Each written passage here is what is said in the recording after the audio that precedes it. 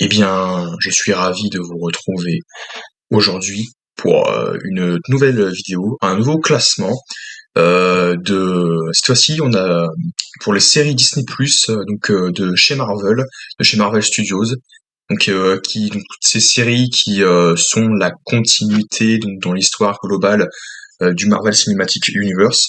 J'avais déjà fait un top 32 des films que j'avais avant de partir en vacances. Et là, pendant mes vacances, j'ai préparé à la suite de mon dernier visionnage de Secret Invasion et puis de la critique finale. Je me suis dit que je pouvais écrire une critique globale de l'ensemble de la série donc de Secret Invasion. Mais au final, je me suis dit, bah, quel intérêt? Il y en a qui attendent tous les visionnages complets de l'intégralité de la série pour pouvoir faire une critique en une vidéo. Moi, je le fais en un épisode, une critique. Donc je me suis dit bon, bah, je vais pas refaire une autre critique de Secret Invasion, mais j'ai plus trop envie d'en parler. Mais là, je vais quand même en reparler une dernière fois dans mon top 10 des séries de Marvel Disney+, qui sont sorties depuis entre WandaVision en 2021 jusqu'à Secret Invasion en 2023, 2 ans plus tard. Du coup, on commence directement avec évidemment les moins bonnes séries. Franchement, ça va être un top 10. Encore une fois, c'est un avis personnel et subjectif, c'est ce que je veux dire comme tout le monde, c'est ça en fait. Et n'hésitez pas à partager votre propre classement, votre propre top 3 par exemple, ou top 5 des séries que vous auriez mis par rapport au top 10 des séries Disney+. Et là, vous allez me dire, mais attends, il y en a que 9 des séries Disney+, il n'y a pas 10. Ah, mais vous allez voir, hein. Il y a peut-être que d'autres qui vont se dire, qui vont tilter, ah d'accord, il l'a mis. D'accord. Pour moi, ça compte pas, mais ok. Bref, je vais commencer directement avec la première série, qui est la série She-Hulk. Évidemment. Donc She-Hulk est la pire série pour moi de tout le Marvel Cinematic Universe, et c'est nul quoi.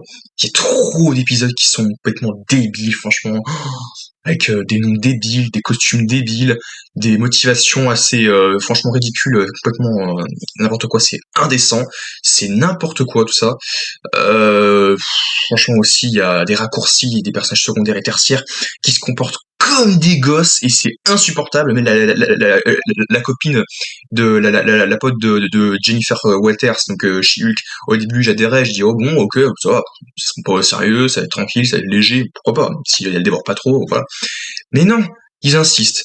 Ils insistent dessus, et aussi un autre gars aussi qui travaille, machin et tout, dit ah ouais, t'aurais pas des accessoires de Avengers, machin, comme si c'était des gosses, comme si, encore une fois, eux, je vais en parler plus tard dans le classement, dans une autre série, mais comme si eux-mêmes étaient des spectateurs, des fans de l'univers Marvel, en disant ouais, l'univers Marvel c'est cool. Pour vous, c'est la vraie vie, c'est pour nous c'est de la fiction, c'est pas vrai, mais c'est factice. Mais pour vous, personnage, c'est la vraie vie. Vous vivez des choses incroyables. On a l'impression que eux, ils sont. Alors après, ils ont le droit d'être fans et tout, mais quand même, c'est ridicule. Ils se comportent comme des gamins. Bref. Il y en a qui se balancent aussi du tout à partir chez Immortel aussi. Jennifer Walters qui brise le quatrième mur. Alors au début, c'est juste une voix off du personnage qui nous parle. Du coup, on s'était dit bon, d'accord, on accepte ça. On l'avait déjà plus ou moins entre guillemets déjà entendu dans le MCU, enfin je le crois, mais enfin pas non plus vaguement, je crois, il me semble. Mais là, il y a le deuxième stade, le deuxième stade, c'est-à-dire quand elle dit ouais, vous trouvez pas qu'il est un peu long cet épisode? Bien rentrez, allez voir autre chose sur Disney ou Netflix. Et le troisième stade où elle réagit littéralement à ce qui se passe à l'écran, à ce que nous on voit sur l'écran, et c'est-à-dire en mode vous avez éteint la télé? Ah non, c'est vous, c'est un problème de la série, donc problème d'écriture. Du coup, je vais essayer de les aider un petit peu à écrire autre chose. Par la Kevin Feige qui tue Nia, enfin un robot, c'est ridicule. D'ailleurs aussi, ça fait beaucoup de débats en ce moment avec la grève et tout entre Disney et Hollywood, les IA qui écrivent des scénarios, franchement. Mais à croire qu'ils ont déjà commencé en fait à écrire des scénarios, parce que franchement, entre les super-héros ou même d'autres films, voilà, c'est nul quoi. C'est n'importe quoi. Il y a aussi Miss Hulk, She-Hulk là, voilà, là où elle dit, elle m'a piqué mon nom, elle m'a piqué mon blaze, je la poursuis, hein, c'est ridicule. Scar aussi, il est complètement ridicule quoi. Et ouais, hein, franchement, Hulk aussi, ils en ont fait des clowns quoi. Puis Daredevil aussi, tu m'as botté le popotin, tu m'as botté le cucu. Mais c'est quoi ce délire en fait? Il lui dit ça 2 fois, mais c'est pas sérieux quoi en plus. Et franchement, après Thor, c'est Hulk et She-Hulk et Daredevil qui sont devenus des clowns. C'est qui les prochains? Qui sont les prochains personnages à être... Là, j'ai peur, là, au bout d'un moment. Là, rien pour ça, je me dis, non, mais c'est ridicule. À partir de l'épisode 4 ou 5, ça m'a perdu jusqu'à le reste de la série, hein, mais au bout d'un moment, il y a des tentatives de faire du fanservice avec Daredevil et tout, ça marche, mais 2 secondes, quoi, parce que derrière, après, t'as un homme grenouille complètement ridicule avec lequel il se bat. Il y a aussi le retour de l'Abomination, et je terminerai là-dessus parce que c'est ridicule. On est d'accord que l'incroyable Hulk, film que j'ai revu, hein, euh, que j'ai décidé de me remater il y a 2 jours parce que je vais me remater tous les MCU. On est d'accord, donc dans le film L'incroyable Hulk, l'Abomination, il est radicalement différent que dans le film Shang-Chi et la série She-Hulk. Dans la série She-Hulk, Shang-Chi a des oreilles comme ça, comme la série, alors que dans She-Hulk, il a, enfin, dans l'incroyable Hulk, quand il arrive pour la première fois, il n'a pas d'oreille. Il est comme le personnage qu'on va bientôt découvrir dans les 4 Mastiques, donc la chose. Hein. À un moment, t'as Chris Evans qui fait dans les 4 Mastiques. Elles sont où tes oreilles? Voilà, on a envie de lui dire ça aussi à l'Abomination. Il a pas d'oreille dans l'incroyable Hulk. Et là, il en a dans. Puis après, c'est pas le même comédien de doublage français. Ça, c'est pas un défaut, on s'en fiche. Mais je vais revenir sur sa voix en plus. C'est exactement la même voix quand il se transforme. Il peut se transformer à volonté, c'est-à-dire il se maîtrise, il se contrôle, il dit ah tiens, si je veux devenir Abomination, je deviens Abomination. Si je deviens humain, Émile Blonsky, je deviens Émile Blonsky. Il a exactement la même voix, et en plus la voix est beaucoup plus ridicule en vrai. Je sais même plus comment il s'appelle le comédien de doublage, mais il est connu, mais français. Je connais bien aussi l'acteur, j'aime assez. Mais voilà, c'est exactement la même voix, alors que dans l'incroyable Hulk, je sais pas faire la voix, mais il fait Hulk, viens te battre. Voilà, vous avez vu, enfin, c'est radicalement différent. Bref, encore une fois, c'est à oublier chez Hulk, c'est ridicule. On passe directement au top 9 sans plus tarder, parce qu'on a déjà perdu assez de temps avec la série Miss Marvel. Donc j'ai pas aimé la série Miss Marvel, encore une fois. Encore une fois. Il se passe trop de choses en fait, et il y a beaucoup trop de storylines. Tu te dis non, il y en a qu'une ou deux, enfin deux, voilà, que le délire avec les jeans, j'ai absolument pas compris. C'était assez bizarre. La plupart des épisodes, enfin, il y en a quelques-uns, donc on va dire plus d'un tiers, la moitié, même un demi, qui n'ont quasiment rien à raconter par moment. On se concentre plus sur la famille, l'aspect religion. Donc c'est sympathique, c'est sympa. Mais tu étales pas tout ça sur tout le gras avec sur 6 épisodes, tu mets ça sur une partie, quoi, un peu par-ci par-là. C'est ce qu'ils ont essayé de faire. Donc je me suis dit bon, ça marche plutôt bien. Seulement le problème c'est que tout le reste n'est pas intéressant, quoi. Il y a pas, le personnage est pas vraiment iconisé. Enfin si, oui, il a des pouvoirs intéressants. Elle découvre qu'elle a des pouvoirs. Elle découvre aussi un des bracelets qui appartenait à sa grand-mère, et puis le délire avec le train là. J'ai pas compris tout de suite. Je me suis dit ah, il y a sa grand-mère qui l'appelle et dit hey, t'aurais pas vu une espèce de train là, parce que j'ai le sentiment que ouais, c'est un train que j'ai vu moi aussi. Voilà, puis les méchantes encore une fois, donc les jeans, je les ai oubliés. Franchement, à un moment, t'en as certains qui meurent. Je sais même plus si la mère de son la mère du crush, enfin du mec, du beau gosse avec qui elle tombe vite à vue amoureuse, meurt, ou ses copines meurent. Je sais même plus. Je crois qu'il y en a tous meurent, mais je sais plus du tout si. Je sais pas, j'ai oublié franchement. Je sais même plus, voilà, s'ils meurent tous, franchement j'ai oublié, c'était ridicule, par moment. Enfin, ce qui était surtout ridicule, c'était surtout Damage Control, parce que Damage Control, on les envoie un peu partout dans la phase 4, et je sens qu'on va bientôt les revoir aussi, mais honnêtement, je les prends pas du tout au sérieux, moi, c'est boomer, quoi, c'est pas le Shield, quoi, c'est vraiment le Shield, mais t'as l'impression que c'est des ados, quoi, en fait, des ados dans le corps ouais, de trentenaire, quoi. C'est ridicule, quoi, c'est n'importe quoi. On passe directement au top 8 avec la série Hawkeye. Hawkeye, c'est une des séries que j'ai aussi moins appréciée. Franchement, je la mets pas trop dans ma moyenne, j'ai pas trop kiffé. Pourtant, j'aime bien la relève, donc Kate Bishop qui va prendre la place de Hawkeye, la nouvelle Hawkeye. Mais ses débuts avec Clint, c'était assez mal amené, genre en mode oh, la mafia, les gangs. Oh, j'ai l'impression que Clint était redevenu un ado lui aussi, donc encore une fois l'humour aussi. Ouais, mais c'est parce qu'il faut poser son cerveau aussi, puis parce que c'est familial, c'est Noël. Oui, je veux bien, mais que ce soit bien amené, quoi. Parce qu'au bout d'un moment, si c'est toujours ça non-stop, moi je peux plus. Je sors de là à vitesse du délire, à vitesse grand V. Mais au bout d'un moment, il y a aussi voilà, il y a aussi ces méchants ridicules au service de Wilson Fisk, c'est pénible, les méchants aussi ne sont pas crédibles. Il y en a qui font même des blagues avec Kate, l'un d'eux, il est en mode ouais, j'ai emmené ma copine voir les Maroon 5 ou The Weeknd. C'est d'une lourdeur, mais et ça ils le font 3 fois dans la série, quoi. Enfin ils le font 2 fois dans un épisode en disant ouais, qu'est-ce que tu veux dire, tu ne prends pas au sérieux, on est méchants, voilà. Ah là là, mais comment tu veux qu'on te prenne au sérieux? Nous-mêmes en tant que spectateurs, on peut pas te prendre au sérieux, donc les personnages c'est difficile. Donc c'est rigolo, mais après encore une fois, je trouve que voilà, Puis il y a le caïd qui est rétamé et atomisé par Kate aussi. Franchement, ça, par rapport à la série Netflix Daredevil, là où le caïd, on avait un caïd bien sanglant, bien violent, là c'est ridicule à côté de ça. Donc je sais encore une fois, c'est plus ou moins un variant, donc c'est le même acteur, mais c'est pas le même monde marvelien. Netflix, c'est pas Disney, mais enfin, moi, au début, je pouvais penser que c'était le même univers parce qu'on a le retour des acteurs, mais voilà quoi, c'est souvent en mode ah non, faut pas avoir de sang, faut pas être choqué, voilà, mais vraiment ça me saoule quoi, c'est ce genre d'histoire là. Vraiment, au bout d'un moment, ça devient 5 minutes. Et puis le twist avec la mère aussi, voilà, franchement, c'est ridicule quoi. Après, encore une fois, le Jack Dusken est plutôt drôle. Je pense pas qu'on le reverra en fait. Moi j'étais en mode ouais, ça peut être sympa, mais il était plutôt sympathique. Il déborde pas, il est pas trop lourd, mais puis il est très très sympa. Franchement, il y a aussi, il y a le retour de Yelena aussi. Qu'est-ce qu'elle fout là? Elle est là pour tuer Clint parce que Val lui a fait croire qu'elle a tué Nat quoi, Natasha. Ouais, mais elle cherche pas à réfléchir. On nous dit un truc, voilà, elle s'en fout, elle y va. Cherche pas 2 secondes pour réfléchir, à prendre du recul. Non, non, non. Bon, sinon l'ambiance, encore une fois, mis à part ses péripéties, enfin ses aventures, c'était sympa. Donc il y a une course poursuite qui est plutôt cool. Bon, on a l'introduction d'un nouveau personnage, donc Maya Lopez, qui on reverra dans la série Echo, qui peut être sympathique, même si je n'attends rien du tout. J'ai déjà fait une vidéo là-dessus dans laquelle je n'attends rien du tout de la série. C'était voilà, mais il y a des vibes en mode ouais, Noël, les cadeaux, les super la gorge, la neige, c'est cool. C'était pas trop ça, c'était pas incroyable, mais c'était quand même moyen, c'était moyen plus quoi. J'ai pas passé un mauvais moment devant cette série, c'est juste que j'ai pas spécialement envie de la revoir quoi. C'est moi c'est juste ça. C'est parfois c'était un peu agaçant à la limite quand il y avait des blagues qui déportaient. C'est surtout la scène post-générique qui était nulle et agaçant. Là où tout le monde fait c'est en mode une comédie musicale de Noël et tout, là où tu vois tous les Avengers en mode ouais, ça fait 10 ans que les Avengers nous ont sauvés contre Thanos et Loki, machin. Mais s'il vous plaît, quoi. Non, mais mettez ça dans une. Non, pas dans une parodie, mais non, mais voilà, quoi. Bref. On passe directement au top 7 avec la série I Am Groot. Et oui, j'inclus I Am Groot dans mon classement des séries Disney+. Donc c'est OZEF, c'était sympa, c'est drôle, mais c'est juste que cela ne raconte pas grand-chose.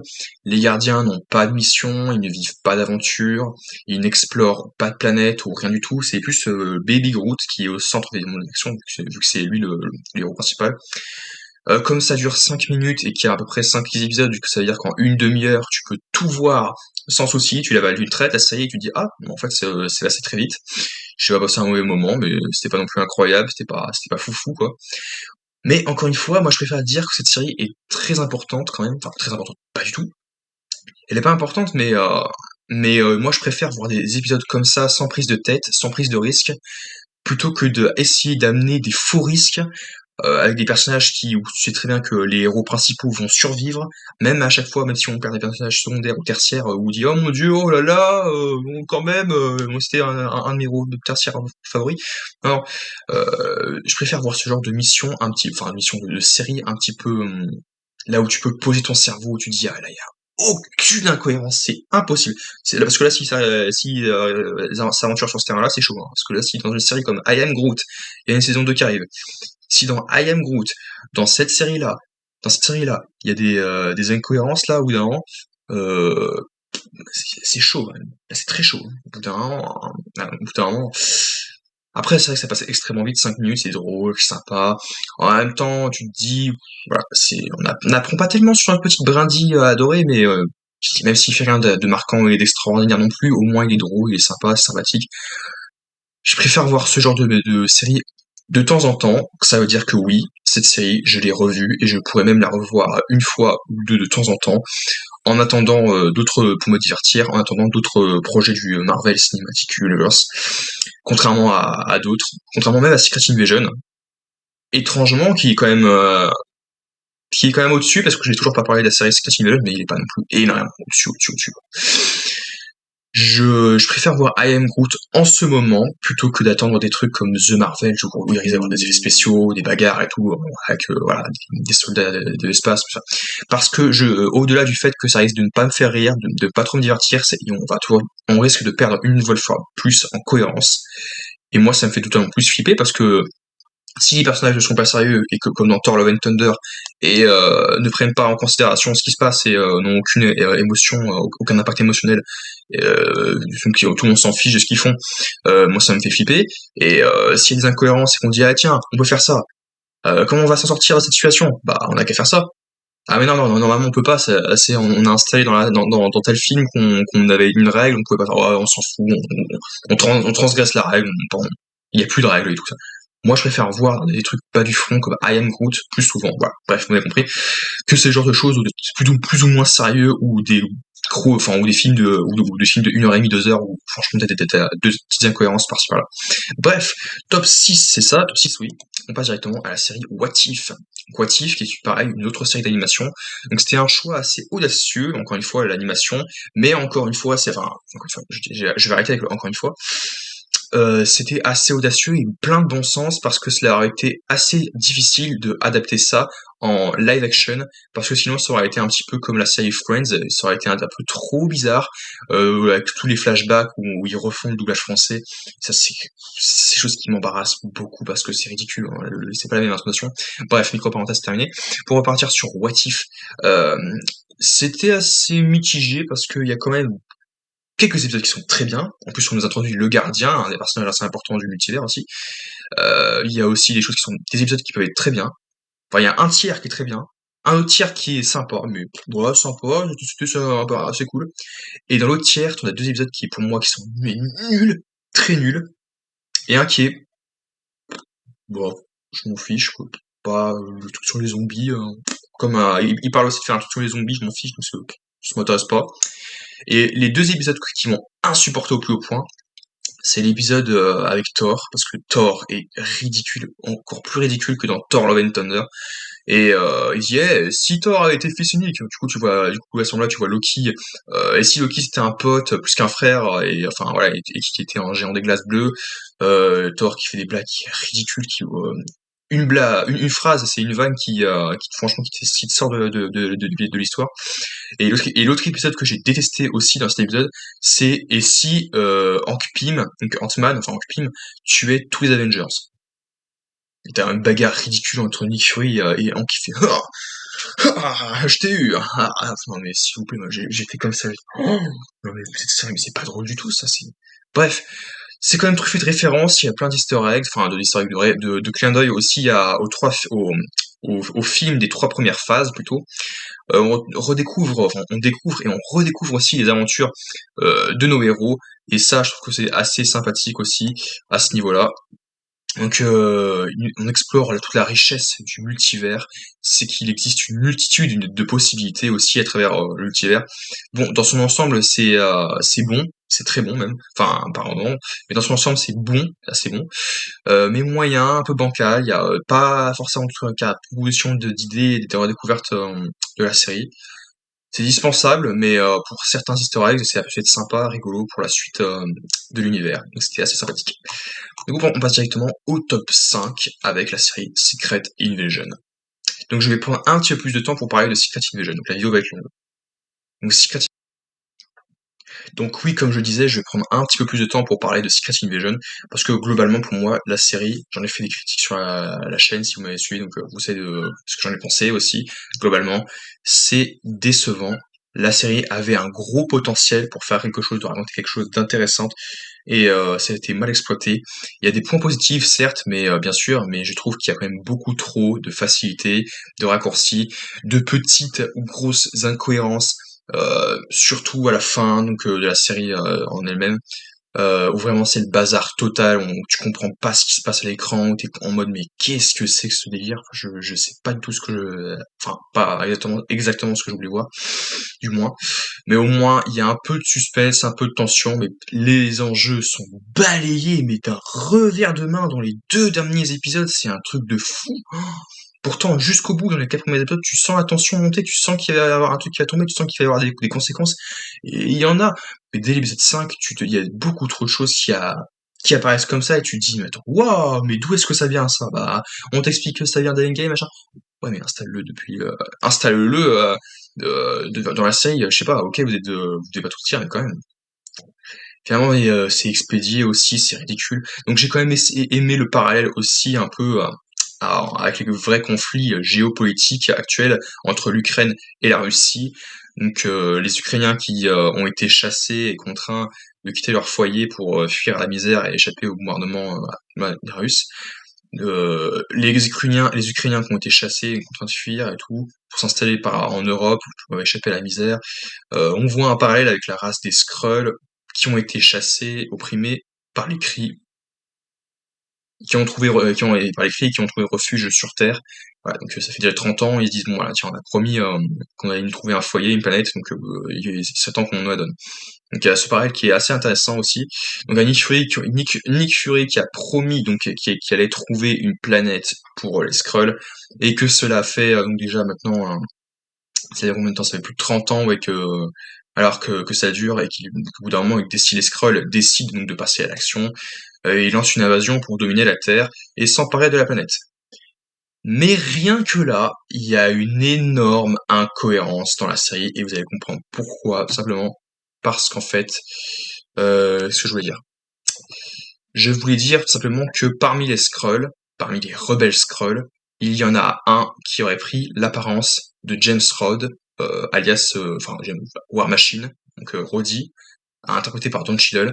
Il y aurait une Skrull qui aurait pris la place du héros Rhodey. On nous fait comprendre à la fin, donc il y a une espèce de peu de twist où on nous fait comprendre que c'était le cas depuis Captain America Civil War, donc que le vrai Rhodey aurait été enlevé et que Don Cheadle aurait joué le personnage de Rhodey, mais que finalement on nous fait comprendre que ce Rhodey là en réalité était un Skrull. Voilà, pendant tout le long. Alors déjà c'est complètement ridicule, parce qu'il y avait plein de scènes où on aurait pu se rendre compte regardez, Rhodey a mal, Rhodey en difficulté dans Infinity War Endgame, que ça a été un Skrull, entre il se fait bolosser par Thanos, ou Talos qui envoie des comment dire, qui envoie des missiles sur le cul des Avengers, il est complètement en difficulté, il saigne, et puis il est complètement blessé. Il y en a qui disent oui, mais ils peuvent copier l'ADN, oui, ils peuvent garder leur apparence pour essayer de tenir, ah tiens, je reste humain, je reste Rhodey. Non, c'est complètement cassé dans Secret Invasion, et c'est justement ce qui nous fait dire effectivement que soit Rhodey a bel et bien été remplacé juste avant Secret Invasion, ou soit pour Secret Invasion, ou alors dans le cas contraire, il a été bien avant, mais dans ce cas-là c'était une incohérence, et ceux qui ont écrit la série, et les producteurs, donc Kevin Feige et les autres, ne se sont pas dit que on va faire en sorte que Rhodey soit dans un Skrull, mais personne ne le sait, ni les spectateurs ni personne. Non, ils l'ont fait uniquement pour la série, et au final on perd en cohérence. Parce qu'en fait dans Avengers Endgame, ils vont dans le jardin d'après Nebula de Thanos. Voilà. Donc la planète dans laquelle il a décidé de s'installer après euh, le claquement de doigts. Donc du coup on se dit, la planète maintenant est débarrassée de Thanos, elle a l'air calme, paisible, tranquille, ouais, cultivable, on se dit même qu'il y a de l'espace pour les Skrulls. Rhodey était là. James Rhodes était là, il était présent sur la planète, il est venu avec tous les Avengers restants, excepté Iron Man, à quelque chose près, et il était là, quoi. Qu'est-ce que c'est que ça? Pourquoi Rava n'a jamais rien dit à Gravik ou à la Résistance, en mode, enfin à la rébellion Skrull, en mode, les gars, il y a 5 ans, j'ai trouvé une planète, donc on va en parler à Fury, on va en parler aux autres, et puis on va partir, quoi. Non, non, y a pas, on nous dit non, non, on reste ici, on fait l'invasion. Donc c'est une incohérence. La bonne réponse, c'est que c'est une incohérence, mais moi je pousse d'ailleurs encore loin en mode, et si Rava était vraiment une extrême, enfin une folle, qui se dit non, non, quitte à sacrifier nos soldats, nos soldats Skrull, on va rester ici, on va massacrer, génocider le monde de la Terre, la Terre, et on va s'installer sur Terre. On va rester sur Terre, je veux rester ici, cette planète me plaît bien. Voilà. Je m'en fiche du jardin de Thanos, voilà. Non. La réponse exacte, c'est que non, c'était une incohérence, mais moi, ce que je veux dire, c'est que pourquoi elle a rien dit, quoi? C'est complètement absurde, c'est ridicule, quoi. Voilà, quoi, tu peux pas faire ça, tu peux pas dire, regardez à la fin, Roddy, de la fin de Secret Invasion, il est, regardez comment il est habillé, il était habillé exactement comme ça dans Civil War, c'est-à-dire qu'il a été enlevé depuis Civil War. C'est-à-dire que c'est pas le vrai dans Infinity War, dans Endgame. Non. Rien que dans Endgame, c'est pas possible, ça casse tout, en fait. Faites gaffe quand même, parce que là, c'est quand même chaud. Si vous faites des erreurs comme ça, là pour la suite, ça va être difficile avec le multivers. Waouh, ça va être le bazar, hein. Vraiment. Puis, c'était une incohérence, quoi. C'est trop, là, putain. Et puis le rythme aussi de la série qui s'essouffle, qui chute constamment dès le troisième épisode, avec les vibes en mode, ouais, il faut s'infiltrer pour désamorcer un missile. Allez, viens. Et puis ces blagues en mode, hey, à chaque fois que tu montais en grade, c'était grâce à nous. C'est grâce à nous, parce qu'on faisait tout. Voilà. Franchement, t'aurais été plus bas de l'échelon si tu nous avais jamais rencontré avec Marvel, donc calme-toi en fait. D'accord. Donc on perd aussi 10 minutes, et puis il y a trop de blabla par épisode. Les épisodes, on passe de 40 à 45 minutes, de 30 minutes à peine, et tout.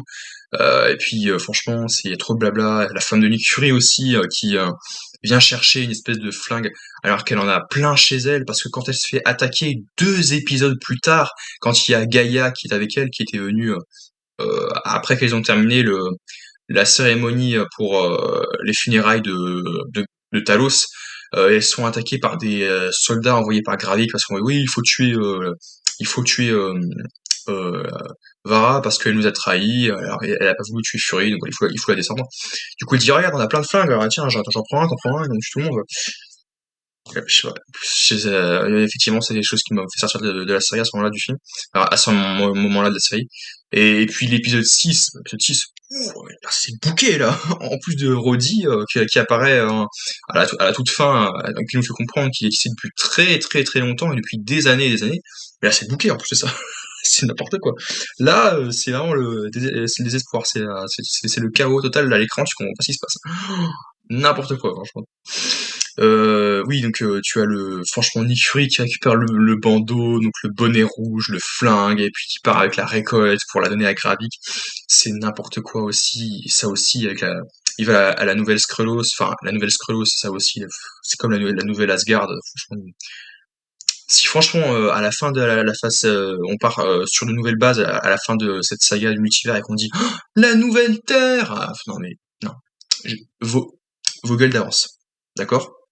Vos gueules d'avance. Parce que la nouvelle Terre, New Earth. Non, parce que oui, avec les terres qui se sont entrechoquées là, non. La ferme. La ferme. D'avance, dans Secret Wars, partie 1 ou partie 2, dit non. La nouvelle Terre, c'est non. C'est ridicule, quoi. Et ça aussi, il y a Gravik qui tue tous les Skrulls, alors qu'ils étaient plusieurs centaines au moins. Alors tu te dis comment il a fait, tu dis, il est super Skrull, il est extrémiste, il a plein de trucs. Certes, mais c'est vraiment.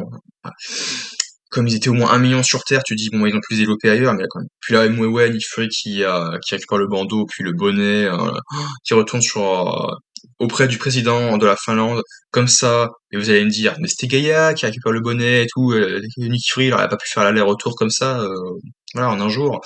Et tu me dis, bah, dans ce cas, alors, je suis pas fou. Peut-être que j'ai oublié et que je me suis fait des films. Je me suis même posé des questions 1 heure après la série pendant que je faisais ma critique il y a un mois.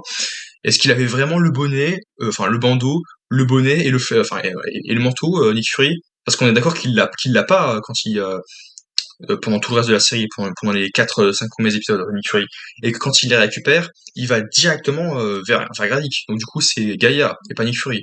Et on retrouve en parallèle le vrai qui tue Roddy, enfin le faux Roddy, avec le bonnet et le manteau, et puis le bandeau. Là, je suis pas fou, hein, c'est pas possible, hein, à la limite, on aurait vu le vrai, puis on aurait. Elle aurait été là aussi, on peut comprendre qu'elle aurait été là pour qu'elle puisse le copier, et puis elle se dit, bon, ouais, tiens, on va chercher de notre côté pour sauver le président et tuer Gravik. Là, j'aurais dit, ok, pas de souci. Et puis Sonia aussi, Sonia, elle fait les retours comme ça, alors qu'on sait même pas comment elle est venue, oh là là, c'est ridicule. D'un moment. Alors, l'ADN aussi, ils se battent à un moment, donc une pour se venger de son père, et lui parce que c'est un fou, parce qu'il veut vraiment dominer la Terre et il a complètement perdu les pédales. Et donc Gravik, ils se battent en tant que Super Skrull aussi, donc là effectivement il y en a qui ont dit peu quelque part dans les réseaux, oui mais ils pensaient pas que ça allait marcher sur Nick Fury, parce que Nick Fury de base est un humain, et ça marche que sur les Skrulls, c'est les Super Skrulls et pas les Super machin. Oui, certes, mais fais gaffe quoi quand même, ça aurait pu très bien être un Skrull comme Gaïa, ou autre. Ah non j'ai tué Gaïa, ça ne veut pas être elle. Oui mais quand même il faut pas non plus être bête à ce point là quand même, au bout d'un moment, là, faut réfléchir 2 secondes, faut prendre ses précautions, même si on se dit: «Attends, non, il y a aucune raison, il y a aucune chance, aucun risque». Faut quand même prendre ses précautions, Drake, au bout d'un moment. Et puis l'ADN de Ghost et l'Abomination, donc tu dis du côté de Damage Control, pourquoi pas? À la limite, Ghost et l'Abomination, pourquoi pas? Ils prennent leur apparence avec le bras et tout parce que ce sont des métamorphes. Ça va, j'accepte. Même si c'est pas forcément très beau. Parfois. Mais l'ADN de Ebonimo, donc Mo, de Infinity War Endgame, non. Pardon. L'ADN de Proxima machin et Corvus machin, Midnight, non. Non, c'est impossible. Que l'Obsidian, d'accord. J'accepte. Et l'ADN de Thanos, pardon. L'ADN de Mo et de Thanos, pardon. Non mais on va où là? À quel moment ils ont récupéré du sang de Mo et de Thanos? C'est impossible. Et Thanos et Mo ont été effacés. euh, Ils auraient pu récupérer de sang, j'ai déjà expliqué, et puis Thanos a été effacé, réduit en poussière. La poussière, c'est pas de l'ADN, hein, c'est de la mouise. C'est rien l'ADN, hein. Enfin la poussière telle que ils ont été réduits Mo et Thanos. En plus, elle s'envole, emportée par le vent. Allez, Falcon, récupère. Ah oui, je récupère le truc, machin, parce qu'il faut récupérer le. Mais même ça, c'est de la mouille, ça ne sert à rien, c'est pas de l'ADN. Tu peux pas récupérer des pouvoirs ou l'apparence d'un titan juste parce que tu récupères de la poussière de ce qui reste.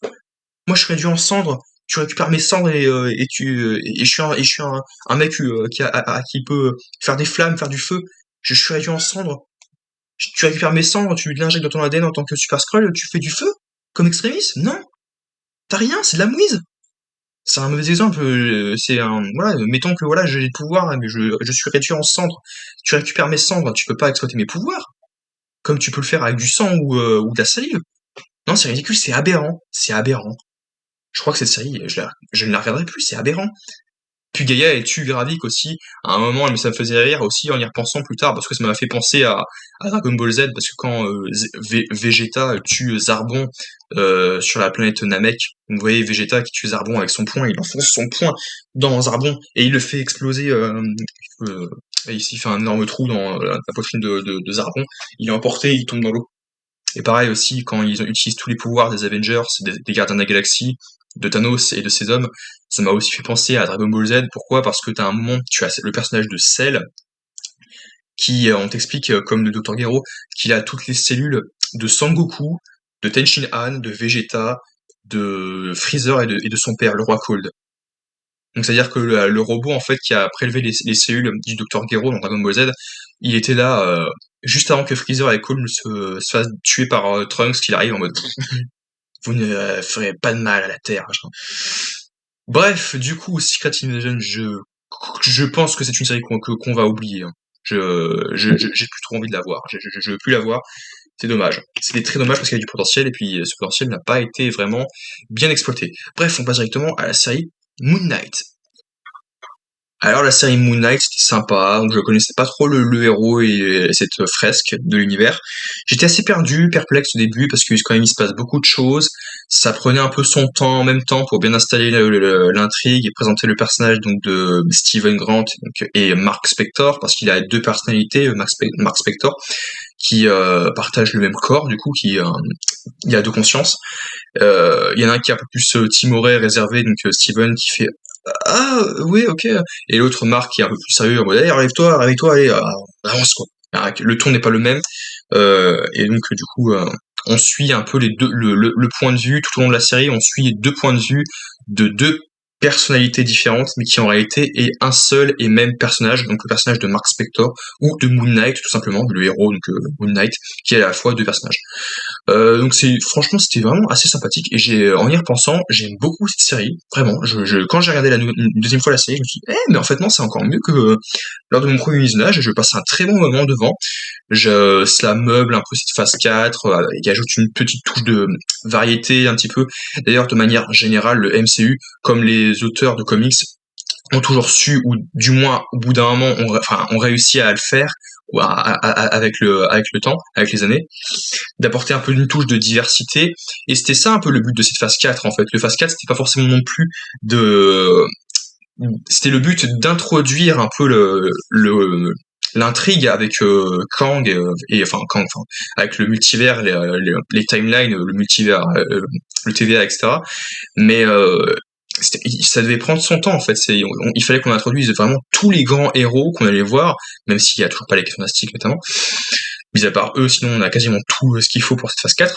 Avec un peu plus de thématiques différentes, donc cosmiques, magiques, scientifiques, politiques, horrifiques, avec le spécial Halloween Werewolf by Night, ou fantastique, etc.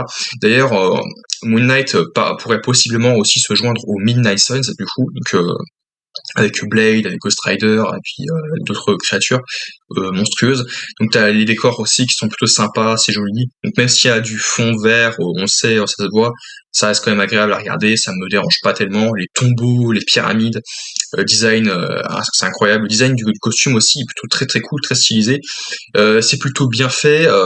Après, comme il y a la double personnalité, parfois il y a le double qui réagit quand l'autre interagit avec les autres, et parfois lui-même entend sa propre voix dans sa tête, sauf que c'est pas vraiment sa voix, c'est la voix de l'autre personnalité, donc de Mark ou de Steven, etc. Quand c'est l'un qui prend le relais, ils peuvent parfois communiquer avec son double et du coup bah voilà, il peut couper tout seul, entre guillemets. Du coup, il y a aussi ce délire avec le scarabée où Mark réagit alors que c'est Steven qui a le scarabée en lui, enfin qui a avec lui, mais t'as son autre conscience comment dire, qui lui fait qui essaie de mouver pour lui pour dire non, faut pas que tu donnes le scarabée à Arthur Harrow, il est dangereux, enfin voilà, il faut pas que tu donnes ça, il faut que tu le gardes, le scarabée. Donc au début c'était assez compliqué à comprendre. Au début j'étais en mode mais qu'est-ce qui se passe, parce que j'ai pas eu du tout les comics où je connaissais pas du tout le personnage. Donc c'est sûr lors du premier visionnage ça peut faire un tout drôle. Tu te dis mais qu'est-ce qui lui arrive, franchement, je sais pas. Il se joue de lui, il fait une blague ou ok, non. Et en fait non. Sinon j'ai bien aimé qu'ils se croisent vraiment à un moment donné, donc Mark et Steven en vrai, et du coup c'est les deux mêmes personnages. Même si c'est vrai que c'était assez étrange.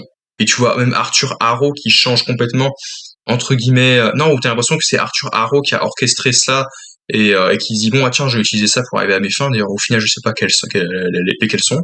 Parce que c'est un personnage assez énigmatique, Arthur Harrow. J'ai pas trop compris ce qu'il voulait. Donc, et puis la fin aussi est assez décousue. Quand tu vois les deux dieux, donc les deux divinités, donc Khonshu et puis le dieu crocodile, je sais plus comment elle s'appelle, se battre, c'est vrai que c'est un peu visuellement, c'est pas dingue, c'est même dégueulasse, hein. Les FX franchement ils ont utilisé le gros budget pour Doctor Strange et Thor Love and Thunder, donc du coup tout le budget est parti pour les gros films qui sortaient au cinéma et non pas pour les séries Disney+. Donc ça peut se comprendre et ça se justifie entre guillemets, même s'il faut quand même que ça se tienne et que ce soit forcément assez beau et propre. Enfin pas forcément beau mais au moins propre du coup. Parce que à défaut d'être que ce soit enfin, on a aussi deux costumes différents. Donc celui de Mark, il a évidemment une espèce de capuchon et une cape, bien sûr, alors que celui de, de Steven Grant, il est plus décontracté, il n'y a pas de capuchon, il n'y a pas de cape, il y a des espèces de manches comme ça, et on a l'impression que c'est plus une espèce de costard, donc ça fait un peu classe, mais c'est un peu moins super héroïque, du coup c'est pas trop un sur des super héros, mais il est quand même assez drôle, ils font des blagues là-dessus, et ça se tient, ça marche, c'est pas du tout lourd comme pour d'autres séries. C'est plutôt assez sympathique, le ton de la série y est quand même, malgré tout. Il y a aussi les personnages de Layla, donc, du coup, qui est la femme de Mark Spector. À la fin, tu te dis, elle devient une avatar? Donc j'ai pas compris. Ok, d'accord, elle devient une avatar de Khonshu. Je sais pas. J'ai pas trop vraiment compris. Et puis voilà, donc à la fin, on découvre aussi qu'il y a une troisième personnalité, donc le personnage de Jake, qui est un peu donc un assassin. Donc c'est assez compliqué à suivre aussi. Mais globalement, j'ai apprécié cette série. Voilà. On passe maintenant au top 3 donc de séries Disney+, donc Le Faucon et le Soldat de l'Hiver, Falcon and the Winter Soldier, une série que j'ai très très bien aimée, même si Bucky Barnes, tu sens qu'il a sa place dans la série, c'est pas forcément un personnage avec lequel j'ai beaucoup d'affect. Il y a un lien direct avec lui parce que déjà c'était comme un frère pour Steve, c'était son meilleur ami, ils se connaissent depuis toujours, euh, et c'est assez spécial parce que lui aussi a pu retrouver Steve alors que ça faisait plus de 70 ans, c'était qu'il avait été congé, donc c'était pas du tout son époque, donc c'était assez sympa. Il y a aussi que le fait que ce soit un super soldat, donc du coup il est connecté avec l'histoire en elle-même parce qu'on parle beaucoup de sur de choses. Globalement en fait les motivations des méchants je les ai trouvées assez je les ai pas trouvées assez claires. En fait ils veulent permettre à celles et ceux qui ont perdu tout ce qu'ils avaient après le claquement de doigts de Thanos, donc l'éclipse, de retrouver tout ce qu'ils avaient parce qu'apparemment, effectivement, d'autres auraient pu prendre leur place ou donc ceux qui auraient pu survivre à, au claquement de doigts de Thanos auraient pris certains biens que d'autres ont perdu et du coup bien, ils doivent se reconstruire et ils veulent absolument faire en sorte que le gouvernement fasse enfin, aide ces gens, donc c'est ces choses qu'ils font parce que il y a quand même aussi pas mal de communication à propos de ça. D'ailleurs, ça, ils en font un peu des caisses et ils disent tiens oui, nous vous aidons à vous reconstruire après l'éclipse machin. Là et ça, il y a une espèce ouais, c'est comme c'est tourné comme un film publicitaire et tu dis ah c'est spécial mais voilà c'est bon après sinon il y a aussi le personnage de John Walker qui a été introduit donc US Agent ainsi que le personnage de Val de donc Valentina de Fontaine. Honnêtement, je trouve assez. Voilà. US Agent, j'aime bien son développement, son parcours, parce qu'on voit que il voulait faire les choses bien, correctement, il voulait être à la hauteur de ce qu'on attendait de lui, et au final, il se rend compte qu'il ne l'est pas, tout simplement, parce qu'il a complètement déjà perdu les pédales, et puis aussi, il a pas forcément l'honneur assez droit pour, il a pas forcément non plus les épaules, je veux dire, pour faire ce qu'on attendait de lui. Mais bon, apparemment c'était un bon soldat, il avait bien défendu l'armée américaine, donc c'était à tout à son honneur, il pouvait bien essayer de enlever la bannière étoilée, mais ce n'était pas l'homme de la situation, tout simplement. Et encore une fois, un homme de la situation, moi je me dis, moi pour moi, même si c'est déjà dans les comics, je comprends, mais j'ai du mal en fait, pour moi, Captain America, c'est toujours Steve Rogers, même si le personnage est revenu alors qu'il était très très âgé, donc du coup il est potentiellement mort hein, s'il a vécu sa vie dans le passé de nouveau avec l'agent Carter, mais pour moi c'est toujours Steve Rogers. Donc, après s'il doit vraiment y en avoir un nouveau, bah, moi j'accepte que ce soit Sam Wilson à ce moment-là, mais ça m'intrigue un petit peu quoi.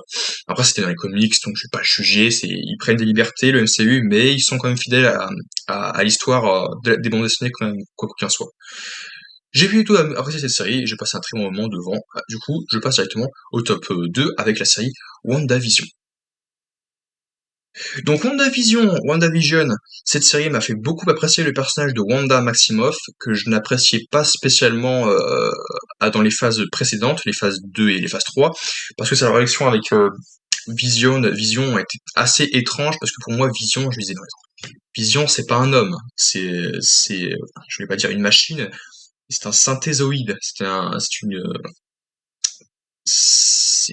presque comme un instrument, une arme, quoi. Donc, après, Vision a des sentiments, certes, mais pour moi, je trouve ça assez étrange que ce soit, voilà, cette relation entre Wanda et Vision, parce que Vision, c'est pas un homme, bref. Mais, hormis tout ça, c'est vrai que le personnage de Wanda était sympathique, je l'aimais bien, mais elle était pas non plus extrêmement touchante et, enfin, c'était, au-delà de ça, c'était pas un des personnages préférés, quoi. C'était pas non plus, voilà, c'était pas un personnage à qui j'affectionnais beaucoup d'affection. Et en découvrant la série WandaVision, et aussi après, d'autant plus, encore plus renforcé dans le film Doctor Strange in the Multiverse of Madness, ça m'a beaucoup fait apprécier le personnage de Wanda à tel point que quand je regarde Thor ou Hulk, je me dis hmm, soit les personnages que j'aimais, ils étaient très cool et tout, et soit on les verra plus parce que soit ils sont morts, ou soit ils vivent leurs aventures de leur côté dans l'espace, ou alors soit ce sont des clowns. Les personnages que j'aime beaucoup, mes personnages préférés, soit ils sont décédés, soit ils sont dans l'espace et on les verra peut-être plus, soit ce sont des clowns. Thor, Hulk, vous êtes là. Voilà. Mais ouais, au bout d'un moment, du coup, c'est difficile. Du coup, mes personnages préférés, forcément, sont Doctor Strange, Wanda, et ce sont devenus mes personnages préférés. Clairement, voilà, ce sont mes personnages préférés.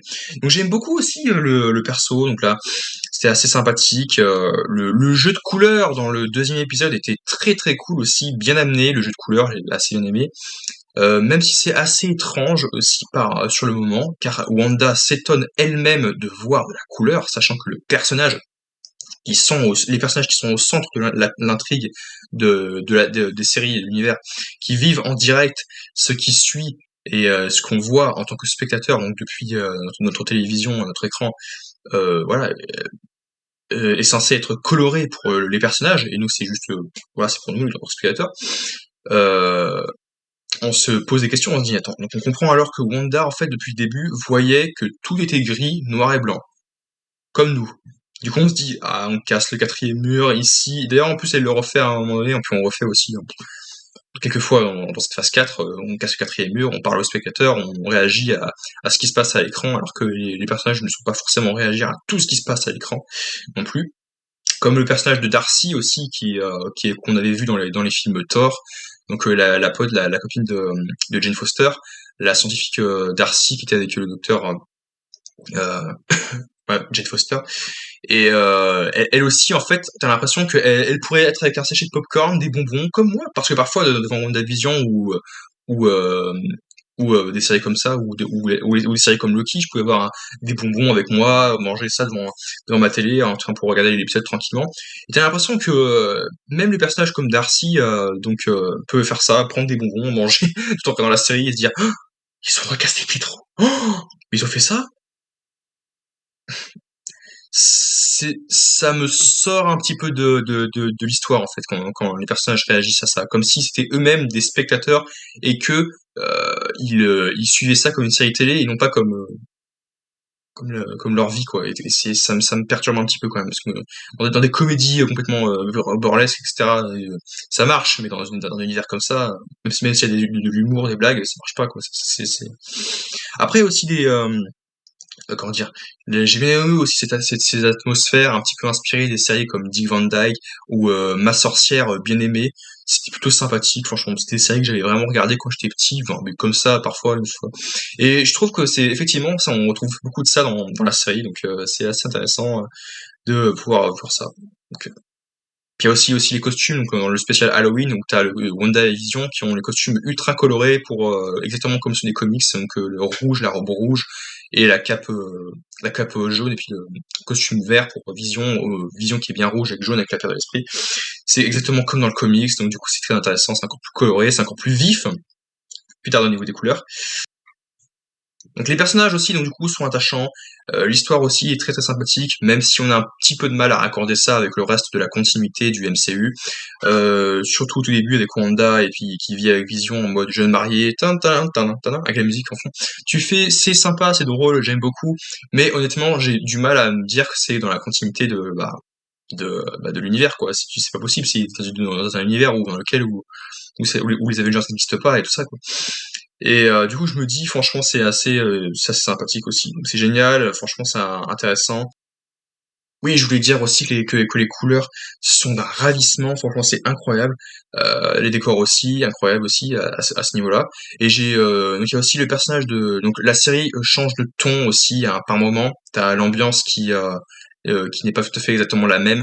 Et parfois c'est pas tout à fait exactement la même ambiance. Donc parfois quand c'est plus sombre, un peu plus dark, on s'inspire un petit peu justement de ces anciennes séries assez plus sérieuses, un peu de ce style-là.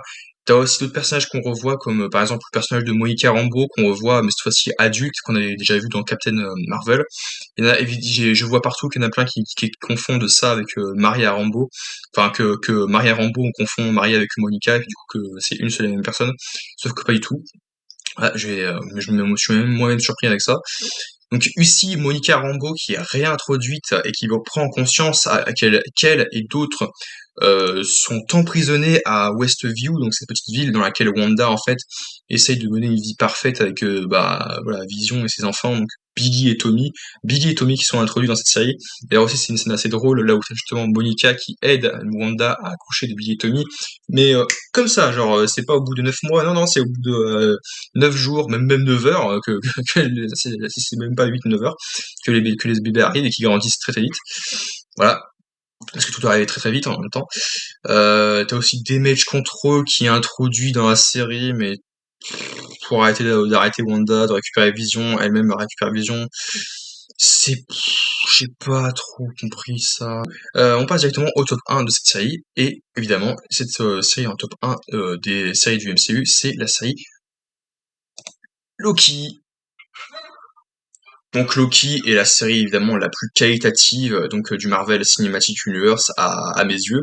On est lancé en plein cœur de l'intrigue avec toute cette nouvelle saga du multivers, des lignes temporelles, du TVA aussi. Donc tu as le TVA qui est introduit dans ça et Tribunal des variations anachronismes, Timeline Variation Anachronisme. Loki a un excellent traitement et développement tout au long de la série. Franchement, c'est un parcours incroyable. Il reprend son destin en main. Euh, il deviendra certainement un personnage très important au cœur de l'intrigue dans les phases suivantes avec Kang et les voyages dans le temps, les incursions, etc. En revanche, je n'ai pas bien compris le délire avec Sylvie et comment les personnages sont bien conscients qu'il s'agisse d'un seul et même personnage, enfin de deux personnages, mais de deux variants, mais d'une seule et même personne. Je veux dire, ah, lui c'est un variant d'elle et elle c'est un variant de lui. Scénaristiquement, s'il y a une voix off à la limite, même si ce serait ridicule, bon, ok, ça passe. Mais après, non plus, ils peuvent pas non plus tout savoir. La preuve, à la fin, on se rend compte que le TVA ne peut pas tout savoir sur le temps et le passé, futur, présent, et sur les variations, surtout si ce sont des personnages donc de sectes différents, ou même de races différentes, que ce soit une race extraterrestre ou autre, ce sera encore plus étrange, et qui viennent de différents univers, quoi. Tu te dis, bon, allez, ça passe, mais c'est assez étrange, surtout qu'en plus qu'après, il y a une relation assez étrange, ambiguë avec Loki et Sylvie. Donc tu t'y attends, du coup, mais du coup, voilà, quoi, c'est la même personne, entre guillemets, et du coup, c'est très étrange. C'est assez mal amené au début, parce que c'est pour ça que cet épisode me sortait de la série, mais sinon tout le reste était très très très cool, très très cool, très très bien, très bien. Et c'est cet épisode-là, je crois que c'est le 3 à la fin, où je dis, hein? Mais c'est vraiment son apparence? Je crois que je m'attendais à voir en permanence deux Tom Hiddleston en mode, à faire des blagues et tout, ça aurait été assez drôle. Voilà. Bref, du coup, c'est assez sympathique là-dessus. D'ailleurs, on voit toutes sortes de variations de Loki, plein de variantes de Loki. On a même le vieux Loki et le jeune Loki, donc Kid Loki, qui peut potentiellement rejoindre les jeunes Avengers, donc l'équipe des Young Avengers, plus tard dans la phase 6 ou 5. Mais honnêtement, moi je me dis qu'on ne le reverra pas spécialement avec Messi, parce que dans les comics, Kid Loki est avec les Young Avengers, donc on reverra forcément Kid Loki. Moi je dis, oui certes, on peut potentiellement revoir Kid Loki, mais honnêtement, je sais pas, c'est pas sûr. Donc moi honnêtement, je m'y attends pas forcément de le revoir. Et je sais pas, puisque il y aura pas tout le monde, ce sera pas exactement comme l'équipe. Les Avengers c'est pareil, à ce moment-là, on a des arcs narratifs, on aurait dû avoir plein de personnages, notamment les 4 fantastiques, mais c'est pas le cas. Donc voilà, c'est un mauvais exemple, un argument pété, mais ce n'est pas forcément sûr qu'on reverra Kill Loki, bref. La série donc introduit aussi Kang en la personne de celui qui demeure, donc un variant, c'est pas exactement le conquérant, mais c'est la version future du conquérant, donc c'est après qu'il soit devenu Kang le conquérant, puis redevenu Ramatout, puis redevenu je sais plus qui décide de redevenir celui qui demeure. Et encore dans les comics, c'est pas exactement celui qui demeure, je crois, sa filiation finale, c'est genre un autre nom, mais ça s'en rapproche beaucoup. C'est quand même un mec qui reste aussi très calme, très posé, parce qu'il a déjà vécu tout ce qu'il sait, il a vu plein de versions, un peu à la Doctor Strange, grâce via sa machine temporelle et via OTVA. Du coup, c'est pour ça que tu vois le personnage est ultra calme, il se dit ah quoi qu'il puisse se passer, moi je sais très bien ce qui va se passer. Donc, voilà. Du coup, t'as aussi les gardiens du temps, on se rend compte que les gardiens du temps sont factices, sont faux, et que le gardien du temps est bien Kang, donc j'espère du coup que après ça ne posera pas forcément de problème, mais que Jonathan Majors puisse rejouer le personnage de Kang plus tard, parce que c'est pas vraiment sûr qu'il puisse revenir à cause de son affaire et tout, qu'il est jugé. Mais honnêtement, s'il est jugé non coupable, moi je pense et j'espère, enfin c'est même pas j'espère, c'est sûr que je pense qu'il sera repris chez Marvel et qu'il jouera Kang pour Avengers et pour d'autres projets cinématographiques. Ça va être sympa. Surtout qu'on a teasé un peu par-ci par-là dans Ant-Man et Quantumania, donc c'est un peu dommage qu'on ne le revoie pas. Du coup, ce que je voulais raconter, c'est qu'il y a aussi Miss Minus qui est drôle, qui est rigolote. Elle nous explique le principe même des Nexus et explique qu'il y a bien des répercussions importantes si on manipule le temps. Donc, c'est juste génial. C'est la série que j'ai le plus appréciée personnellement dans tout le MCU. Donc n'hésitez pas, voilà, du coup, partager votre avis globalement sur ce top 10. On se retrouve à très vite pour de nouveaux classements, de nouvelles critiques sur la chaîne. J'essaierai de partager mon avis sur d'autres projets cinématographiques et on se retrouve à très vite pour une nouvelle vidéo.